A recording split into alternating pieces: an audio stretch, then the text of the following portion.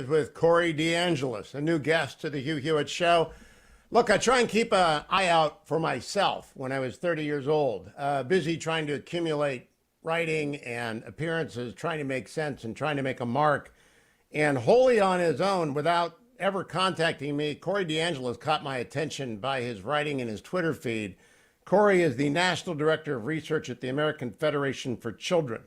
He's also the Executive Director of the Educational Freedom Institute, an adjunct scholar at the Cato Institute, a senior fellow at the Reason Foundation.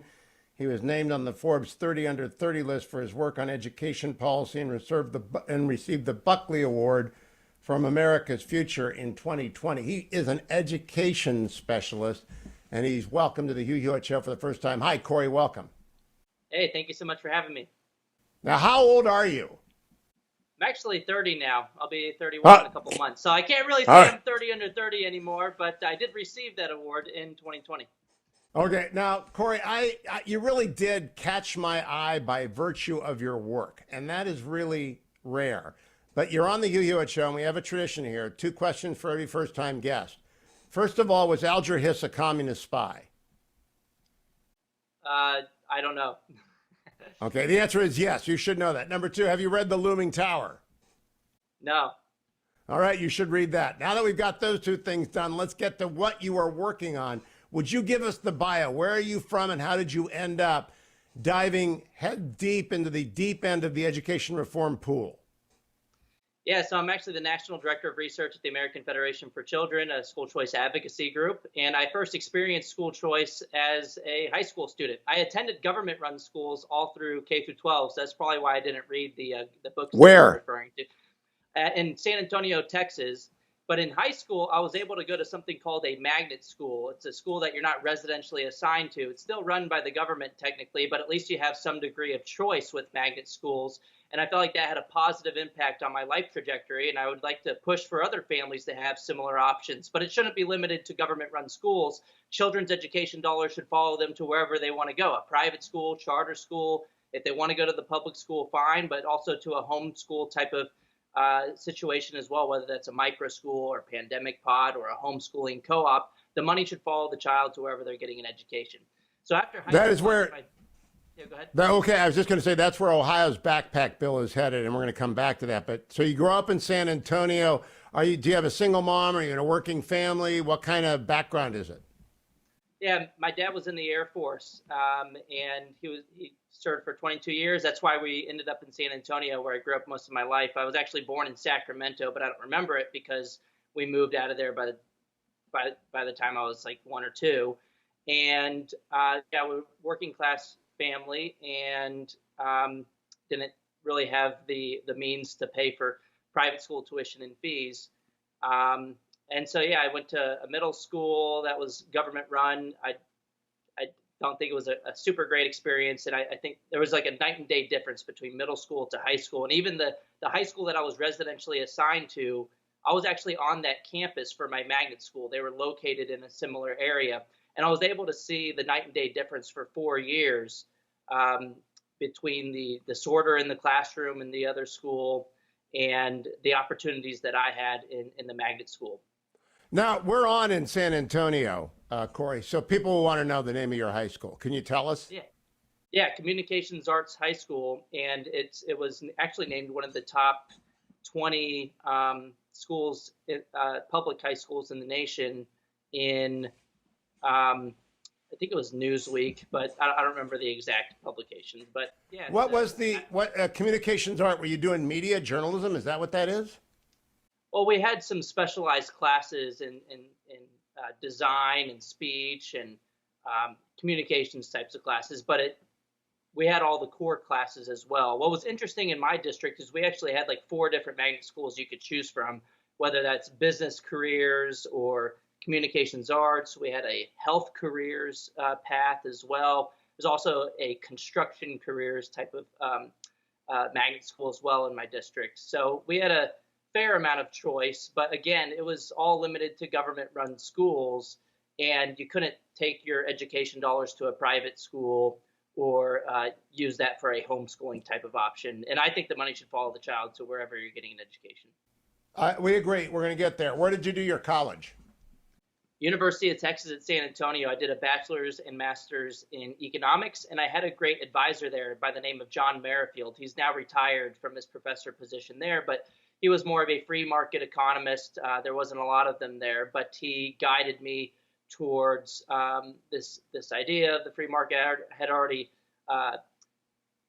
already been a libertarian before entering college, but he also nudged me to go to this PhD program at the University of Arkansas, where I really started to dig deep into school choice research. My first study there with Patrick Wolf, we looked at the association between the Milwaukee voucher program and using that program and crime reduction later on in life. We actually had the individual student records, criminal records, for about 2,000 students using the program compared to the kids in the government-run schools in Milwaukee.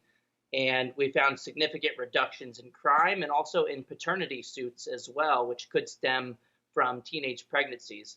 And so that really thrust me into the national conversation on school choice. And then after my PhD, I went to Cato Institute, Reason Foundation, and now American Federation for Children.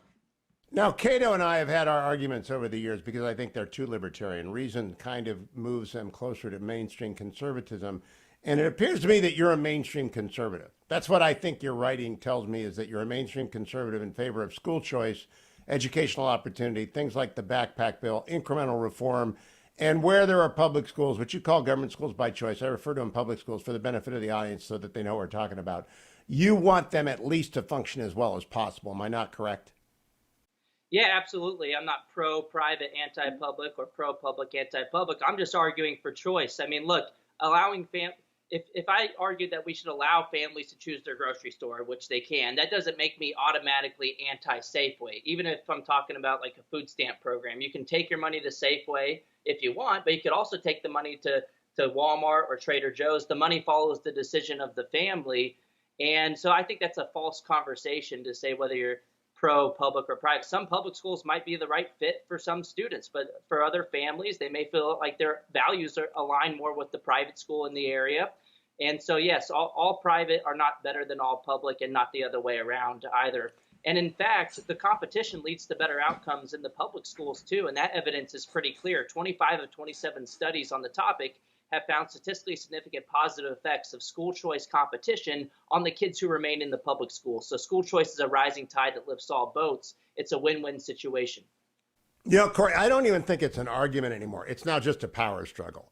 And Chicago's teachers' illegal strike this week underscored what has been the collapse of credibility in the public school, public union, teachers union sector that I think is complete.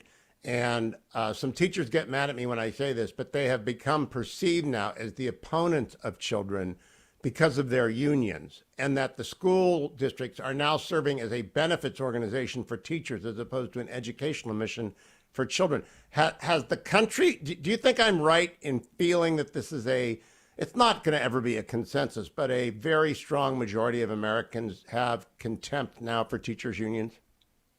Yeah, and I want to make clear, it's not the same. Teachers unions aren't the same thing as teachers. Correct. And in fact, a lot of the times the union bosses don't push for policies that benefit the teacher. I mean, they're making them look bad ever since March of 2020. You have them pushing to defund the police. You have them pushing for wealth taxes before they could reopen the schools. I'm referring to the Los Angeles Teachers Union. And Chicago Teachers Union, they had some slip-ups as well. One of their board members was vacationing in Puerto Rico last January while railing against reopening the schools. So the unions make the rank and file members look bad. And then they also push to just put more people into the buildings, which means more dues paying members, which benefits people like Randy Weingarten, who make over $560,000 a year. But if you look at the trends over time, although we throw more and more money into the government-run school system, the public school system, the teacher salaries are pretty stagnant over time. So when teachers are complaining about having to dig into their pockets for supplies, I kind of feel bad for them, but the problem isn't with their competition, private and charter schools. The problem is that their employer is a geographic monopoly that doesn't have any particularly strong incentives to funnel the resources into the classroom, so they spend it on administrative bloat and staffing surges. And in fact, between 1992 and 2014, although we increased per pupil education expenditures by 27%, teacher salaries in real terms actually dropped by 2%. And You so know, it Glenn seems there's Youngkin campaigned on that. Glenn Youngkin campaigned on raising teacher salary, which I believe is a conservative message. Back when Senator Romney was Governor Romney, he had McKinsey and Company do a study of the most important variable in schools, and it's always the teacher. It's always the teacher. But we're going up every year. We spend more money on public schools, and we get less out of the cream of the teaching corps. It's a stagnant profession. Yeah, and it's not a problem with the employees in the system. It's a problem with the system itself.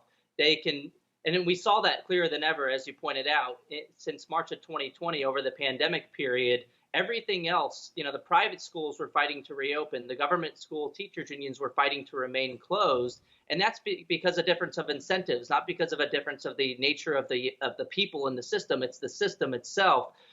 One of those sectors gets your money regardless of whether they open their doors for business. And in fact, when they kept their doors closed in the public sector, they could actually use that as leverage to get more resources from the taxpayer. And it worked. Over the three COVID relief bills, they received $190 billion since March of 2020 in K-12 education.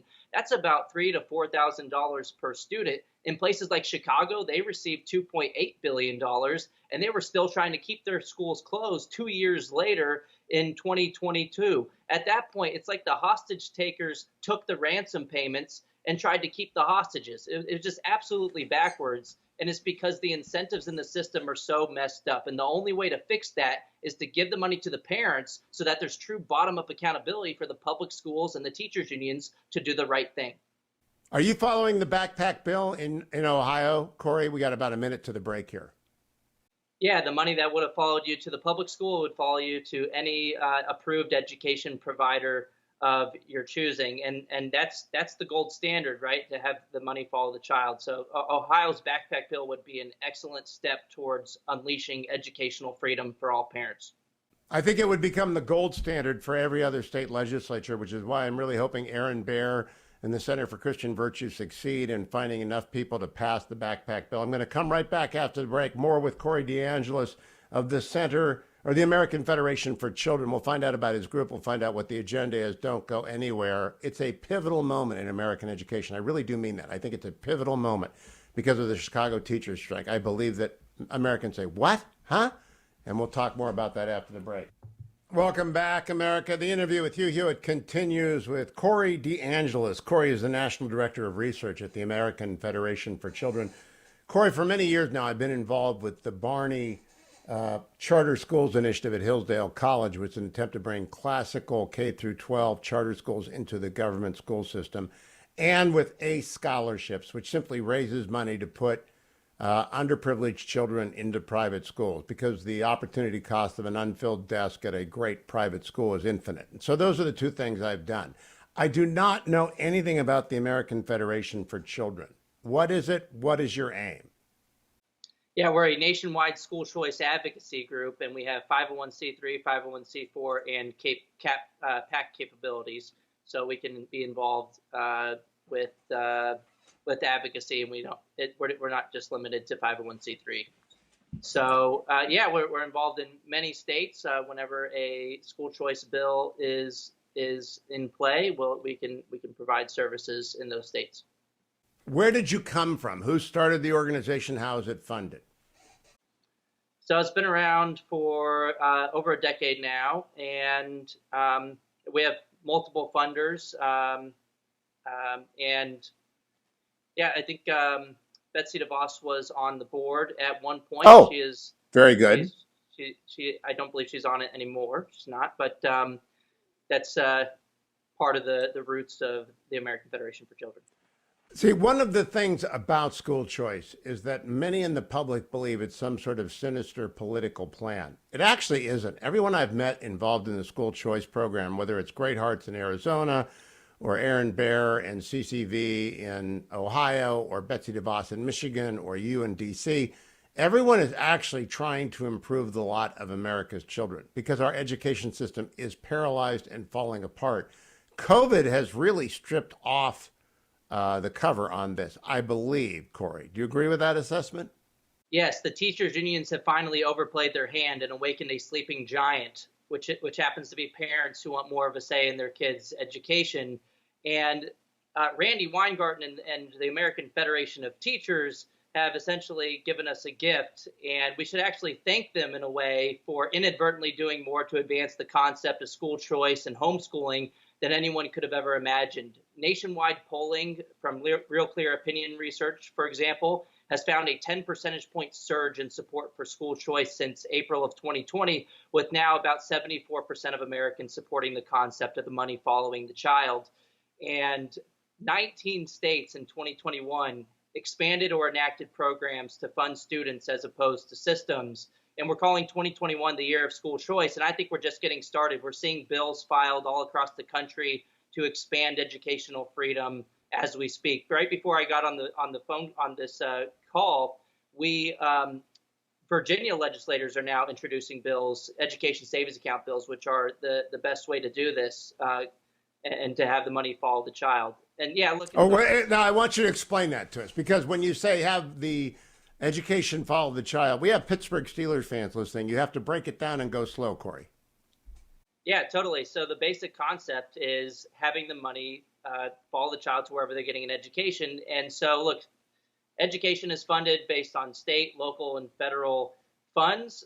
With these bills, it's typically the state level funding that would have followed you to the government-run school that you're residentially assigned to, or the public school.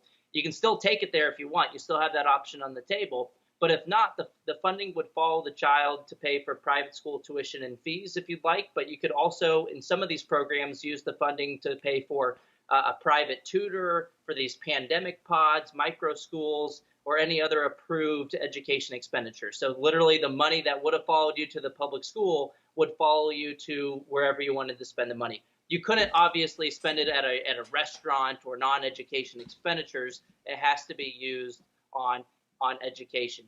And on average, how much does an American child receive annually for public education?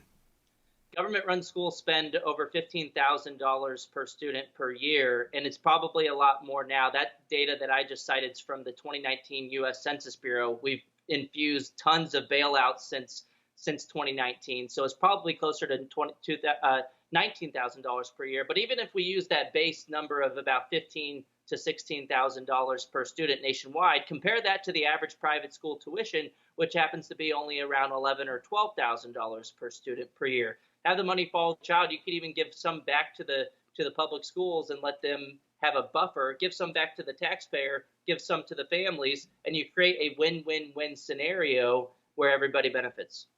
Well, I'm a product of Catholic education, and I believe the great tragedy of the last 30 years is the collapse of Catholic education, because it was competition for the public school system in almost every major city in America and a lot of small ones. When we come back after the break, Corey and I are going to continue on after the show today for our podcast to talk about where are the best bills. But Corey, if someone wants to support the American Federation for Children, what's the website? Yeah, if you want to help us in the fight to fund students as opposed to systems, go to the educationfreedompledge.com. Educationfreedompledge.com. That's educationfreedompledge.com. If you want to hear the whole conversation, go over to the interview with Hugh Hewitt. Corey and I will be back for another 10 minutes to talk about bills and what are happening in which states. Remember the Ohio backpack bill. That is the gold standard. Let's get it passed, Aaron. Get up and get to work. I'll be right back tomorrow, America. Thank you, Adam, Dwayne. Thank you, Ben. Keep listening at the interview with Hugh Hewitt.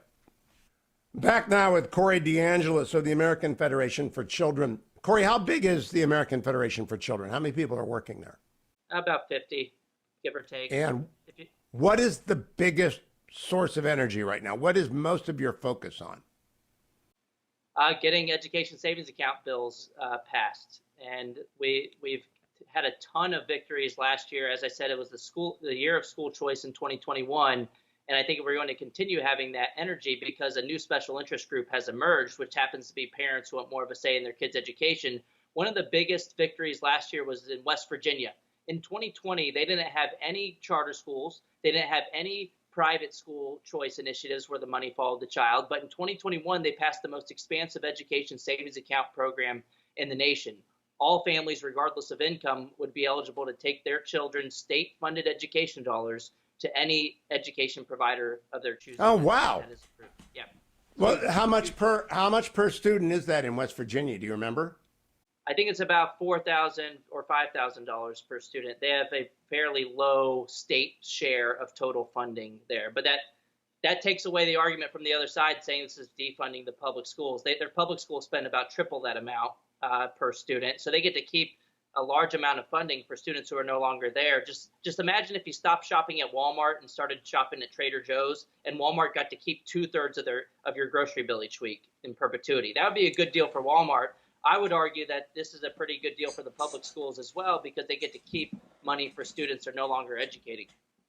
Well, Corey, I've never understood the argument that it's bad for public schools. I don't care if it's bad for public schools. All I care about is, does the child get served better by whatever system is in place? Is there any doubt in your mind that choice improves the outcomes for the vast majority of American children? Yeah, 25 of 27 studies find statistically significant positive effects of the competition for private school choice on the kids who remain in the public schools. So it's a rising tide that lifts all boats. And if you think, and their main argument is that this will steal money from the public schools, to which I respond that school choice doesn't defund public schools. Public schools, if anything, defund families. School choice initiatives just return the money to the hands of the rightful owners. I mean, imagine if someone said that allowing families to choose their grocery store stole money from Walmart. Well, the money didn't belong to Walmart in the first place. K-12 education dollars don't belong to any particular institution, public or private. It's meant for educating the child, and so we should fund the student as opposed to the system. And look, their main argument really lets the mask slip, because they're admitting that they understand that families will leave. So they know they're not doing a good job. That's an argument to let kids free, not to trap them in schools that are failing them. You see, I think we won the argument 5 years ago. I really do think we have won the argument. The problem is power now. The California Teachers Association is the most powerful interest group in America. There is nothing close to it. I know people argue the tribes in California actually have more money, but they use it very judiciously. The prison guards have a lot of money. They use it very judiciously. They fight on narrow issues. CTA elects Democrats and they oppose Republicans. They stop everything that threatens their power base. How do you crack that nut, Corey DeAngelis? Well, there's got to be a breaking point, and I think we're figuring it out. And you're right. And the reason that it is all about power, not logic now, is when you point out that we already fund students directly with higher education, with Pell Grants and with pre-K programs. The funding follows the decision of the student. You don't have to take your Pell Grant to the community college. You can take it to Notre Dame, a religious university, if you'd like. And the same people who support those things, and then food stamps and Medicaid dollars that can be used at private religious Catholic hospitals, if you'd like, or Section 8 housing vouchers, they only oppose funding people as opposed to buildings when it comes to K-12 education because of power dynamics. Choice is the norm with higher education, pre-K, and everything else, but choice threatens the teachers' unions when it comes to K-12 education. And I think the way that we get around this is to just keep hammering the logic, but then also waking up parents. And that's why I think 2020 was so important, because parents saw what was going on in the classroom. They saw that the system didn't care about them all that much. And now they're pushing back harder than ever. And politicians would be wise to listen to the parents going forward. And I'm optimistic going forward, because parents care about their kids more than anything else. And they felt powerless in 2020. And they're going to fight to make sure they never feel powerless ever again.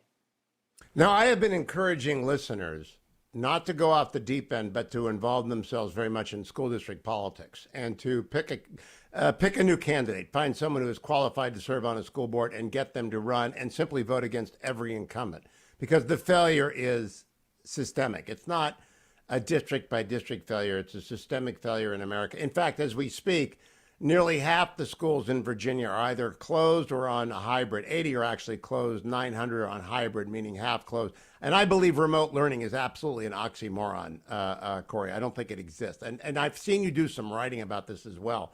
Where is the center of the battle? If West Virginia was last year, where is the battle in legislatures this year?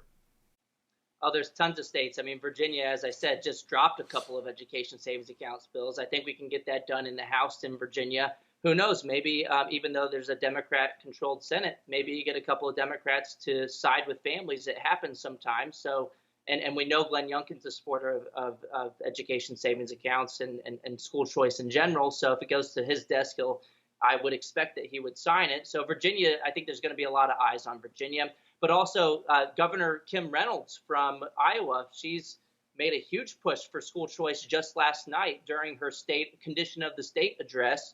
Governor Doug Ducey, he just announced a program last week that if your public school doesn't open, or if it closes even for one day, you can take up to $7,000 to a private or other type of a private school or a homeschool type of option. And he did that through without the legislature, because he used American Rescue American Rescue Plan funding. So Arizona might have a push, Iowa, and we're seeing some other states as well expanding their existing programs. Doug Ducey is a friend of mine. I applauded that a great deal, because that was moving unilaterally and saying $7,000. That will put a lot of schools. The marginal cost of a desk in a private school or a charter is much lower than $7,000 in Arizona. They'll be able to fill some desks that way. So you're trying to change the language, Corey. You're being very disciplined in calling them government-run schools and educational savings accounts. But let's broaden the lens for a moment.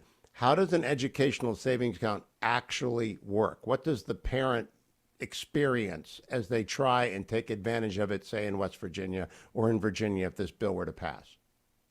Yeah, so it depends on how the program is structured, but essentially, in general, the money that follows the child would go into an education savings account, much like a health savings account that most people are pretty familiar with. And then now they're not. Stop for a second. Who sets it up for the parent? They're not familiar with any of this. This is part of the problem with Americans' assumption of evidence not yet before the public. They really don't know how health savings accounts don't work as much as they should, because people don't know how to run them. I mean, they're genuinely confused as to how to run them. Yeah, so it could be in the form of a debit card, where you can use the debit card at providers of the services. So you can take it to the private school, you could take it to pay for instructional materials or curriculum. And a lot of the times it can either be run by the state that does the approving, so they have an office at the Department of Education, or they can have a third-party private entity run the program as well. Another way to do it is, even without a debit card, is you just have an online tool that's either run by the Department of Education or some other the third-party contracted private entity, and then you can select already approved services off the website. So there's those two ways of doing it. And so a parent who wants to move into the system confronts a couple of barriers to entry. One is proximity and ease of getting them there. The second is, do you trust the quality of education that the child will get? And you know that the public schools carry with them a tradition and a credibility that may not be warranted, but was earned by they're eating the seed corn now. How do you persuade parents to take the risk? Yeah, I mean, that's a decision they have to make for their own kids, and you can show them the data on private school review websites like Great Schools and how the schools are doing. But in general, parents from all backgrounds, they typically have an understanding of what the good schools are just through heuristics. And so you can put the data in front of them, but then also, I don't want to tell a parent that they should do this type of school or that type of school.